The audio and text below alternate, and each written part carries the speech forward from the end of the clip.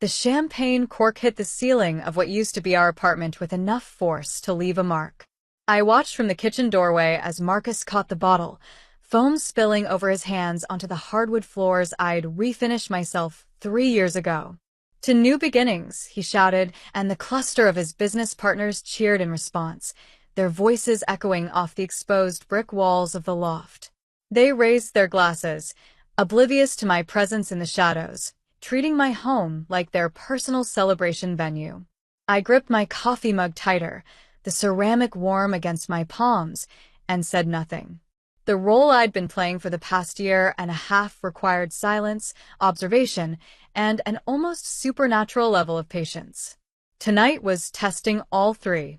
Before we jump back in, tell us where you're tuning in from, and if this story touches you, make sure you're subscribed, because tomorrow I've saved something extra special for you.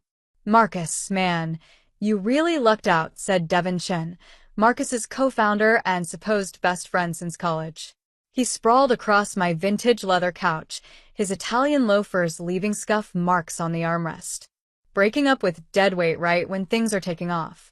Timing couldn't be better." Marcus laughed, that easy, confident sound that had first attracted me to him at a networking event 2 years ago. Back then, I'd thought it signaled genuine warmth. Now I recognized it for what it was, the practice charm of someone who'd learned early that charisma could open doors talent alone never would. "You have no idea," Marcus said, refilling his glass. "Sophia actually has money. Real money. Her family's connected to the venture capital scene in Boston.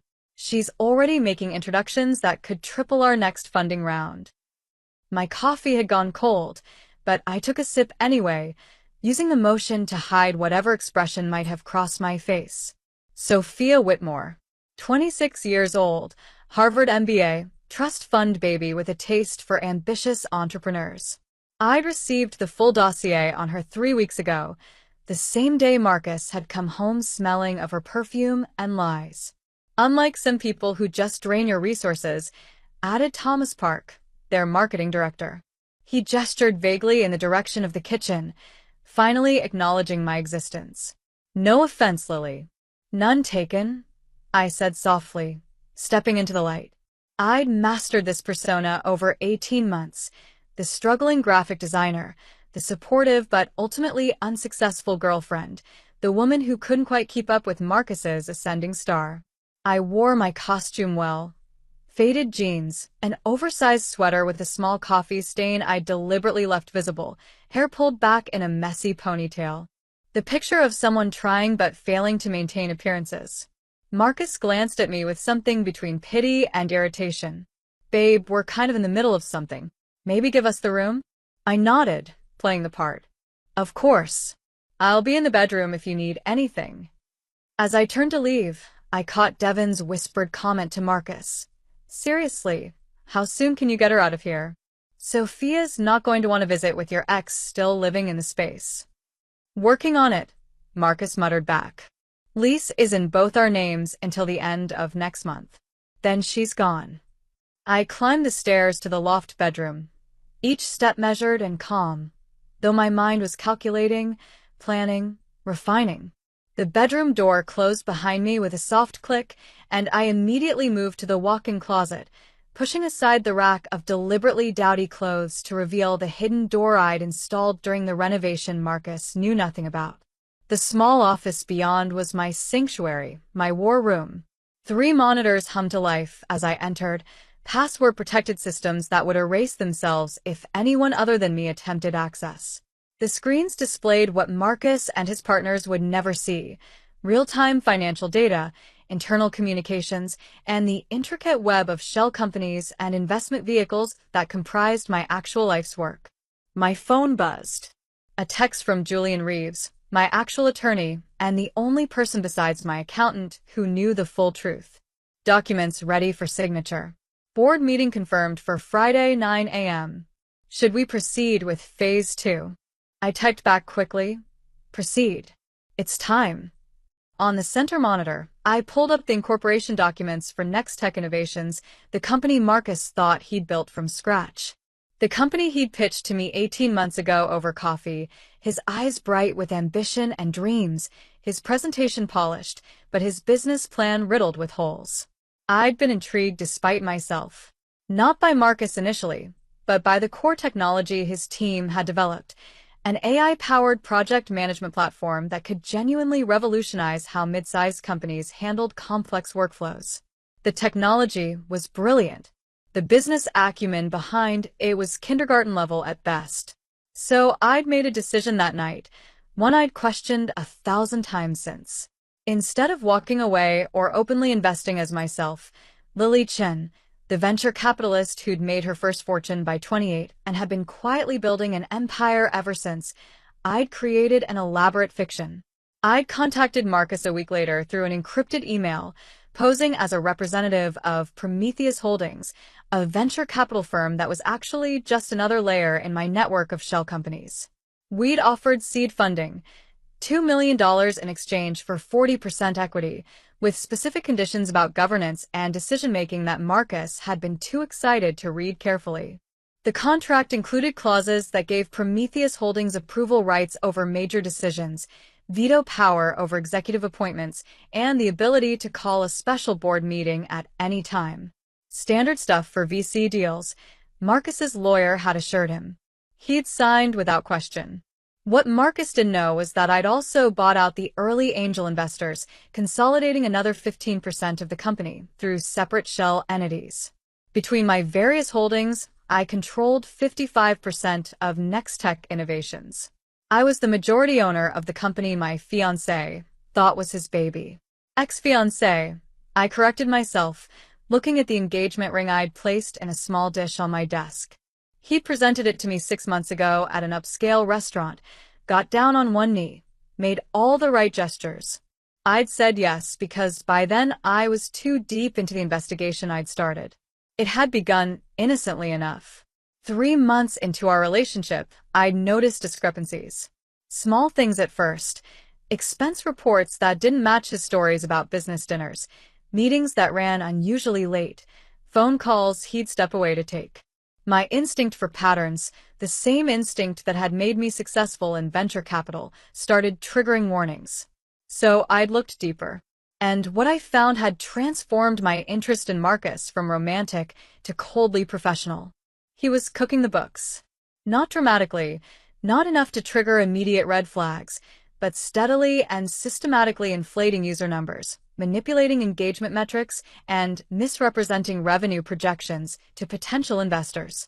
The technology was real and valuable, but Marcus was building the company's growth story on a foundation of lies. Worse, he was setting up the perfect exit scam. I discovered communications with a competing firm, negotiations to sell proprietary code that he developed using my money, my investment. He was planning to gut Nextech from the inside, steal the valuable intellectual property, and leave the corporate shell to collapse while he moved on to his next venture. Preparing and narrating the story took us a lot of time, so if you are enjoying it, like this video, it means a lot to us. Now back to the story. That's when I decided to stay. Not as his girlfriend, not as his fiancé, but as the carefully positioned piece on a chessboard he didn't know he was playing on. I'd spent the last year documenting everything. Every falsified metric, every misappropriated fund, every secret meeting with competitors. I'd positioned loyal people in key roles at Nextech, folks Marcus thought were his hires, but who actually reported to me through carefully constructed chains of command. And I'd waited. Waited for him to feel secure enough to show his true colors, to reveal the extent of his schemes. Waited for him to make the mistake of thinking I was nothing more than the unsuccessful, slightly pathetic woman who adored him despite his growing disdain. The voices downstairs grew louder. Someone turned on music, bass thumping through the floorboards. They'd be here for hours, celebrating the funding round that had closed last week, $3 million from actual outside investors who had no idea they were putting money into a house of cards. $3 million I could have stopped with a single phone call. But I hadn't because I needed Marcus to believe he was winning. I needed him comfortable, arrogant, careless. I needed him exactly where he was now, on top of the world, with everything to lose. My phone rang. Julian's name on the screen. "It's late," I answered. "I know, but you'll want to hear this. I just got word from our contact at Davidson and Morrison." That was the law firm representing Sophia Whitmore's family interests. Sophia's father is planning to invest in Nextech through his family office. $5 million. They're drawing up terms now. I leaned back in my chair, processing. This was bigger than I'd anticipated. When? They want to close within 2 weeks. Her father is impressed with Marcus, thinks he's the next tech wunderkind. Apparently, Sophia's been feeding him stories about Marcus's brilliant business acumen. A laugh escaped before I could stop it, sharp and bitter. "Of course she has. Lily." Julian's voice carried a note of warning.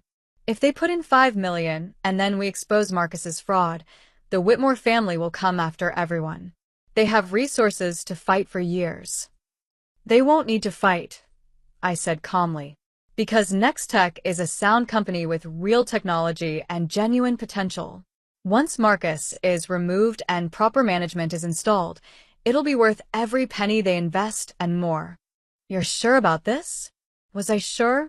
I looked at the ring sitting in its dish, thought about the man downstairs celebrating his new relationship, mocking the woman who'd made everything he had possible, thought about all the investors he was defrauding, all the employees who'd put their faith in him, all the potential he was squandering for short-term gain and ego gratification. "I'm sure," I said. "Let the Whitmore investment proceed. It actually works in our favor. More stakeholders means more pressure for proper governance and transparency. And when we present the evidence of Marcus's fraud, we'll be protecting their investment, not attacking it." "You've thought this through." "I've thought of nothing else for a year, Julian. Every angle, every contingency. Friday's board meeting will be the beginning, not the end. We'll remove Marcus from operational control, install interim management, and begin a complete audit. The company will survive." "He won't." There was a pause. "Then, he really hurt you, didn't he?" The question caught me off guard.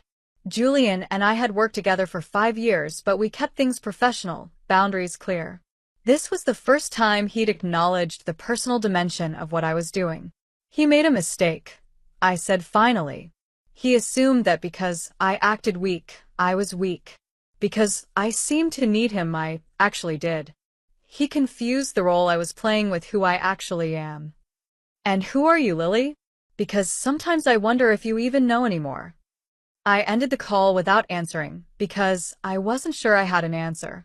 I'd been playing this part for so long, wearing this disguise so consistently, that the edges between Lily the venture capitalist and Lily the struggling girlfriend had started to blur. Downstairs, glass shattered, followed by raucous laughter. Someone shouted, "It's okay. It's just a glass. Marcus, where do you keep the towels?" "Lily can clean it up tomorrow," I heard Marcus reply, his voice carrying clearly up the stairs. "It's basically all she's good for anyway."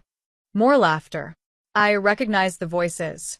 Devin, Thomas, Lisa from HR, and Marcus's younger brother Derek, who joined the company as a developer 6 months ago. The core team, the inner circle.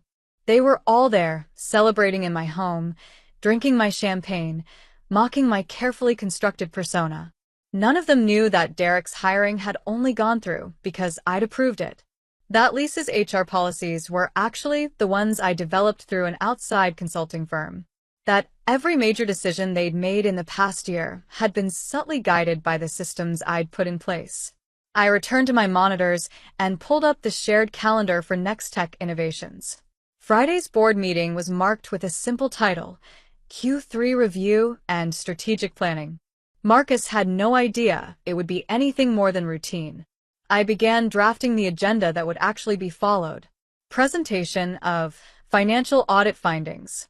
Review of evidence regarding fraudulent metrics and misappropriation of funds.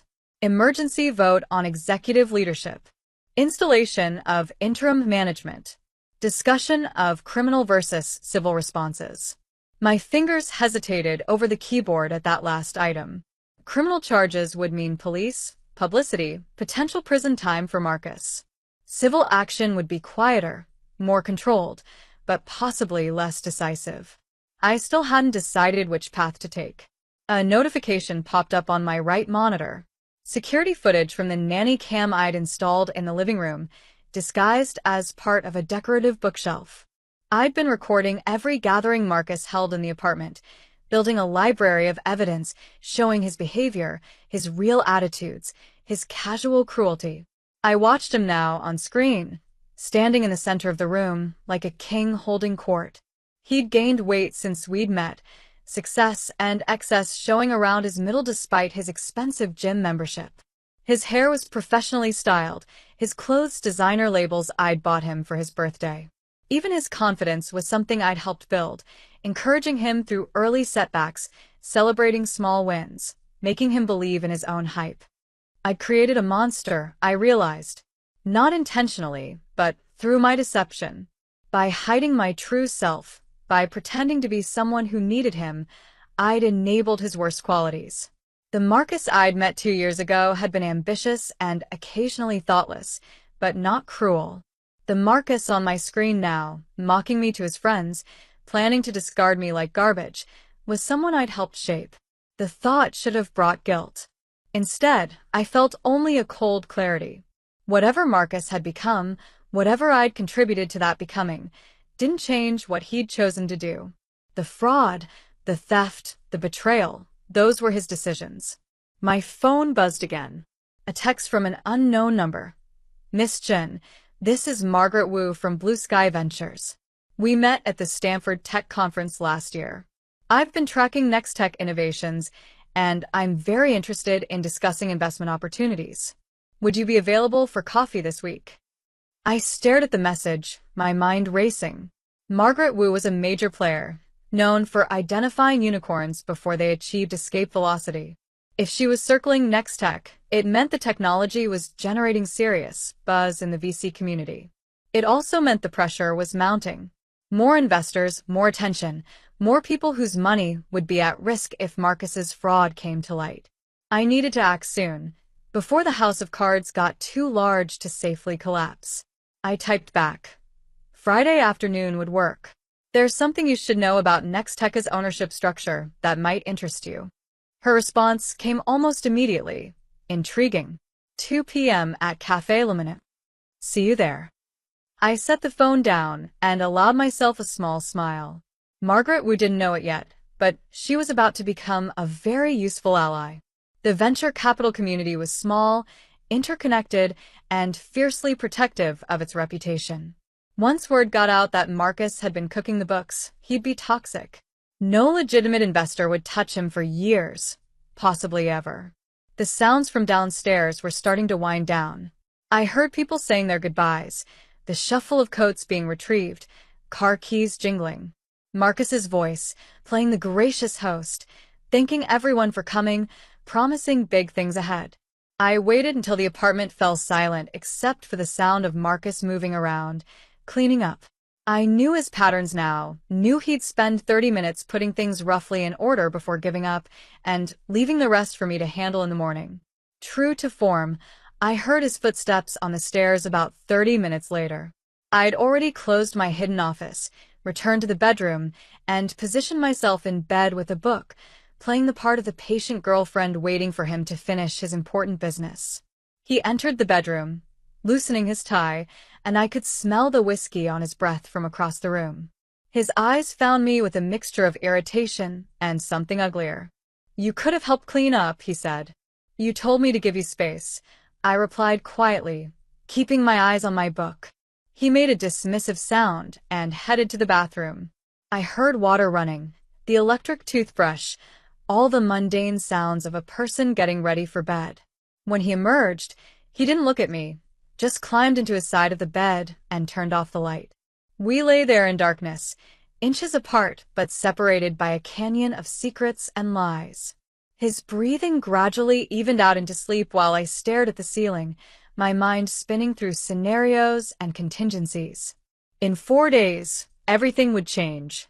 The carefully constructed fiction I'd been living would collapse, but unlike Marcus's house of cards, mine was designed for a controlled demolition. I'd planned every detail, positioned every piece, anticipated every likely response. But lying there in the dark, listening to Marcus sleep peacefully beside me, I felt something I hadn't expected, a deep, aching sadness. Not for Marcus, not for what we'd had, but for the person I'd been before all this. The woman who'd believed in honest relationships and straightforward dealings, who hadn't yet learned that sometimes the only way to uncover the truth was through elaborate deception.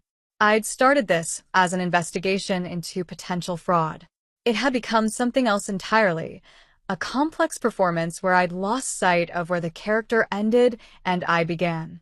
When Friday came and the masks finally came off, I wasn't sure who would be standing there. My phone lit up with one final message for the night.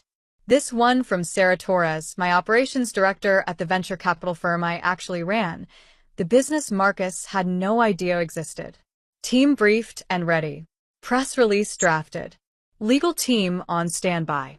Just need your final authorization. I looked at Marcus's sleeping form, his face peaceful in the dim light from my phone screen. He had no idea what was coming. No concept of the machine I'd built around him, the evidence I'd compiled, the allies I'd positioned. He thought Friday would be another routine board meeting. He'd show up confident, prepared to present inflated metrics and rosy projections, ready to charm the board members he believed were independent investors. Instead, he'd walk into a room where I controlled every seat, where every person present knew the truth about his fraud, where every word he spoke would be measured against documentary evidence of his crimes. I typed back to Sarah. Authorization granted. We proceed as planned. Then I set the phone aside, closed my eyes, and tried to sleep. But sleep was elusive, my mind too active, too filled with the weight of what I was about to do. Because this wasn't just about justice or revenge or protecting investors. It was about something more personal, more primal. It was about showing Marcus, and maybe showing myself, that I was never the person he thought I was. That the woman he'd dismissed and demeaned and planned to discard was actually the architect of everything he'd built. The bedroom ceiling came into focus as my eyes adjusted to the darkness. I'd painted it myself when I first bought this loft, back before Marcus, before Nextech, when I was just beginning to build my venture capital portfolio. I'd stood on a ladder for hours, carefully rolling on coat after coat of perfect white, creating a blank canvas over the previous owner's textured disaster. That's what Friday would be, I realized. A return to blank canvas. Stripping away all the layers of fraud and deception, Marcus's and mine, to reveal the fundamental truth underneath. The truth was simple. Marcus had built nothing. I'd built everything. And now it was time for him to learn the difference between appearance and reality, between the performance and the person behind it. I rolled onto my side, turning away from him, and finally felt sleep beginning to pull me under. My last conscious thought was of the board meeting, of the moment when understanding would dawn on Marcus's face, when he'd realized that the struggling girlfriend he dismissed was actually the invisible hand that had controlled his fate all along. For more days of playing the role, maintaining the fiction, being small and quiet and easily overlooked. Then I would show him exactly who Lily Chen actually was. And God help him when I did. Friday arrived with unexpected sunshine, the kind of crisp autumn morning that made Seattle feel almost cheerful. I dressed carefully in my hidden office, a charcoal Tom Ford suit I'd kept concealed for 18 months, Louboutin heels, hair professionally styled the night before at a salon across town where Marcus would never see me. Diamond studs, real ones, from my first major exit, caught the light as I checked my reflection. The woman staring back at me was a stranger Marcus had never met. Powerful. Polished. Done playing games. I'd left the apartment at 6 a.m. while Marcus was still sleeping, leaving a note on the kitchen counter in my usual scrawled handwriting. Early morning interview. Wish me luck. Al. Now I stood in the executive conference room of Nextech's downtown office, watching through the glass walls as employees trickled in for their workday. None of them recognized me. Why would they? I'd never officially visited, had never walked these halls as anyone other than Marcus's forgettable girlfriend during the rare occasions he'd drag me to company events. Miss Chen. Julian entered with a leather portfolio, his expression professionally neutral. All board members are confirmed. Marcus should arrive in 20 minutes. I nodded, reviewing the documents spread across the conference table. Financial audits, email transcripts, recorded conversations, bank statements showing the shell accounts Marcus had created to funnel money. 18 months of evidence, meticulously compiled and legally bulletproof. The Whitmore family's attorney is standing by, Julian continued. Once we present the findings, they'll want immediate answers about protecting their potential investment. They'll get them. I straightened the papers into neat stacks. Nextech's technology is sound. The company will survive this. Marcus won't. The other board members began arriving. First was Patricia Mendoza, a veteran tech executive I'd recruited through Prometheus Holdings. She'd been skeptical when I'd first explained the situation, but the evidence had convinced her. Then came Robert Zhang and Amelia Okonkwo, both experienced operators who understood the stakes. And finally, my secret weapon, Kevin Hartley, the independent investor Marcus thought he'd charmed into joining the board 6 months ago. Kevin was actually my mentor from my early days in venture capital, the man who taught me that sometimes the best investments required patience and unconventional strategies. Ready for the show? Kevin asked quietly, taking his seat. I've been ready for a year. At exactly 9 a.m., Marcus swept into the conference room, all confidence and expensive cologne. He wore the navy suit I'd bought him, the Hermes tie Sophia had probably picked out. His smile was practiced, effortless, the smile of someone who believed he'd already won. Then he saw me. Saw me truly, perhaps for the first time. His smile flickered. Lily? What are you? Why are you dressed like that? I gestured to the empty chair at the far end of the table, directly opposite mine at the head. Please sit down, Marcus. We have a lot to discuss. I don't understand. This is a board meeting. You can't just... Sit down, Patricia said sharply. Now. He sat, his confusion morphing into something that looked almost like fear. His eyes darted around the table, perhaps finally noticing that every person present was looking at him with expressions ranging from disappointment to disgust. I opened the portfolio in front of me, pulled out the first document, and slid it across the polished table toward him. Let's begin with your Q3 financial report. Specifically, the user engagement metrics you presented to potential investors last month. Marcus picked up the paper, his hands starting to shake. These numbers are accurate. My team verified. Your team manipulated. I slid another document across. Here are the actual server logs, pulled directly from our cloud infrastructure. Real daily active users, 42,000. Reported daily active users, 98,000. You inflated the numbers by 133%. The color drained from his face. Who gave you access to server logs? You have no authority. I have all the authority. I stood, walking slowly around the table toward him. Let me formally introduce myself, Marcus. My name is Lily Chen, majority shareholder and founder of Prometheus Holdings. I control 55% of Nextech Innovations. I am this company's primary investor. I am the person who approved every major decision for the past 18 months. And I am the person whose money you've been stealing. The silence in the room was absolute. Marcus's mouth opened, closed, opened again. No words came out. Impossible, he finally whispered. You're a graphic designer. You barely make rent. I'm a venture capitalist with a portfolio worth north of $200 million, I said calmly. The apartment you've been living in? I bought it 5 years ago. The car you drive? Registered to one of my LLCs. Every luxury you've enjoyed, every business trip, every celebration, all funded by my money, invested through shell companies you were too arrogant to properly research. Kevin leaned forward. Would you like to explain the offshore accounts, Marcus? The ones where you've been depositing proceeds from selling proprietary code to Chintech Solutions. Marcus's head snapped toward Kevin. How do you? Chun Tech Solutions is another one of mine, I said. I created it 6 months ago specifically to catch you in the act. Every piece of code you thought you were selling to competitors, you were selling to me. I have documentation of 23 separate instances of corporate espionage and IP theft. I returned to my seat, pulling out the next stack of evidence. Then there's the matter of expense fraud. Private jets billed as client meetings that were actually personal vacations with Sophia Whitmore.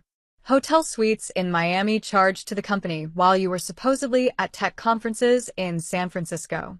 $300,000 in fraudulent expenses over 14 months.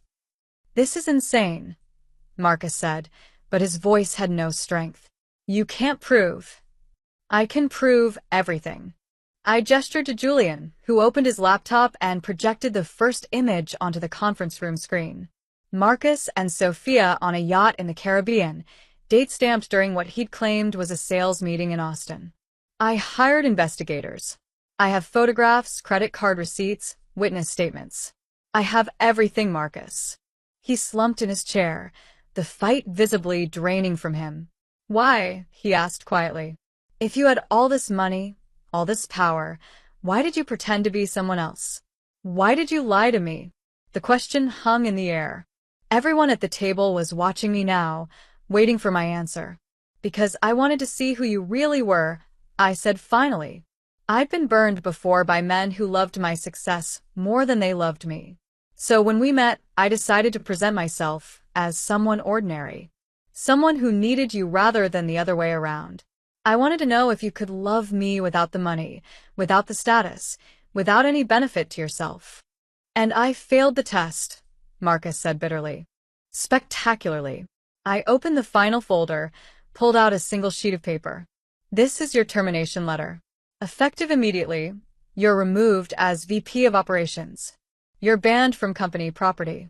Your equity stake is void per the morality clause in your employment contract, the one you signed without reading carefully. And you're being sued for the return of all fraudulently obtained funds. You're destroying me. No, Marcus. You destroyed yourself. I'm just making sure everyone sees the rubble. Patricia cleared her throat. The board has voted unanimously to accept your resignation and pursue full legal action. We'll be filing both civil and criminal complaints. The evidence will be turned over to federal prosecutors this afternoon. Marcus's head dropped into his hands. For a moment, I almost felt sorry for him. Almost. There's one more thing, Kevin said, his voice gentle but firm. Sophia Whitmore's family has been notified of the fraud. They've withdrawn their investment offer. In fact, they've issued a statement to the venture capital community warning others about your business practices. Your reputation in tech is finished. That's when Marcus broke. Not loudly, not dramatically, but in the quiet way of a man realizing he'd lost everything. His shoulders shook silently, his face hidden in his hands. I watched him without emotion. I'd imagined this moment 1,000 times, thought I'd feel triumph or vindication or satisfaction. Instead, I just felt tired. We're done here, I said, standing. Security will escort you from the building. You have 1 hour to collect personal items from the apartment. After that, the locks will be changed. Marcus looked up at me, his eyes red. I loved you, Lily. At the beginning, I really did.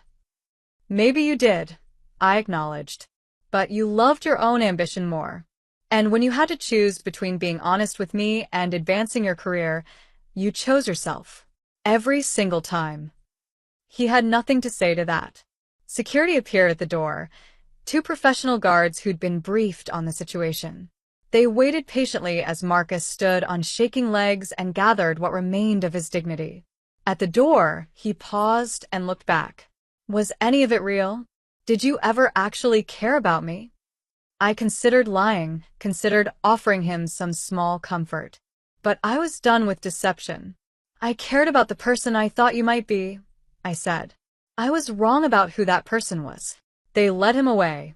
Through the glass walls, I watched employees stop and stare as Marcus was escorted through the office.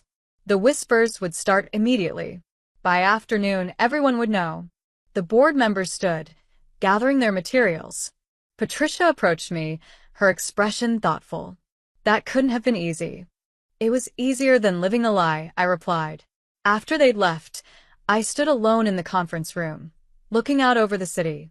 Somewhere out there, Sophia Whitmore was probably getting a phone call that would end her relationship with Marcus. The investors he deceived were learning the truth. The house of cards was finally collapsing. My phone buzzed. A text from Sarah. Media outlets requesting comment. How do you want to handle? I typed back. Brief statement only. Nextech Innovations has addressed internal governance issues. The company's technology and mission remain sound. We're committed to transparency and ethical business practices going forward. Professional. Clean. No unnecessary drama. Another text, this one from Margaret Wu. Just heard about Nextech situation. Still want to meet for coffee. I smiled slightly. Absolutely. But now we should discuss investment opportunities in a company with proper leadership. The response came quickly. Even better. See you at 2. I gathered my materials and prepared to leave, but something made me pause. I pulled out my phone and opened the photo album, scrolling back to pictures from 2 years ago. Marcus and me at the restaurant where we'd first met. Both of us smiling, genuinely happy, or so it had seemed. Had I really cared about him? Or had I just been so intrigued by my own experiment that I'd confused curiosity for connection? The honest answer was, I didn't know. And maybe I never would. What I did know was that the woman in those old photos, the one who'd thought she could find honest love by building a relationship on dishonest foundations, was gone. She'd disappeared somewhere in the 18 months of performance and pretense, replaced by someone harder, sharper, less willing to trust. I deleted the photos. All of them. 2 years erased in seconds. Then I walked out of the conference room, through the office that was finally, officially mine, and into the bright autumn morning. I had a company to rebuild, investors to reassure, employees to address. But first, I had to figure out who Lily Chen actually was when she wasn't pretending to be someone else. Maybe that would be the hardest investigation of all. 3 months later, I stood in the same conference room, this time facing a very different audience. The entire Nextech staff had gathered, squeezed into the space and spilling out into the hallway. They were anxious, uncertain, having spent the past quarter wondering if the company would survive. Good morning, I began, and the room fell silent. I know the past few months have been difficult. You've seen leadership change, you've read the news stories, and you've worried about your jobs. I'm here today to tell you that Nextech Innovations is not just surviving, we're thriving. I clicked to the first slide of my presentation. Q4 revenue exceeded projections by 40%. We've signed 3 major enterprise contracts. And we've closed a Series B funding round of $15 million, led by Blue Sky Ventures. Applause rippled through the room, tentative at first, then growing stronger. But more importantly, we've rebuilt this company on a foundation of transparency and integrity. No more inflated metrics. No more fraudulent reporting. Just honest work and genuine innovation. I paused, looking at the faces in front of me. These people had believed in Nextech's mission even when their leader had betrayed that belief. They deserved better than what Marcus had given them. I also want to address the elephant in the room. Yes, I deceived Marcus Grant about my identity. I'm not proud of that deception, even though it was necessary to uncover his fraud.